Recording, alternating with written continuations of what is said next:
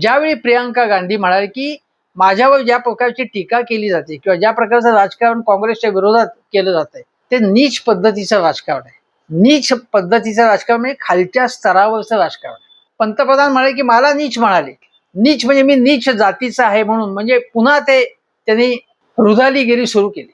म्हणजे ज्याला व्हिक्टिमहुड असं इंग्रजीत म्हणतात की मला मी पीडित आहे असं सांगायचं आणि खोटी सहानुभूती मिळवायचा प्रयत्न करायचा. अशा प्रकारचाच ग्रामेवाचपणा, नाटकीपणा पंतप्रधानांनी लोकसभेत केला. नारी शक्ती वंदन विधेयक जे आहे ते विधेयक अगोदरच मंजूर झालेलं असताना ते मंजूर झालेलं नाही आणि त्याला अडसर आणला जातोय, अशा प्रकारचा खोटारडेपणा पंतप्रधानांनी केला आणि सांगितलं की तुम्हाला याची किंमत चुकवावी लागेल, महिलांच्या रागाची किंमत चुकवावी लागेल. म्हणून त्यांनी सगळ्या महिलांना आंदोलनासाठी प्रवृत्त केले, तथाकथित आंदोलनासाठी प्रवृत्त केले.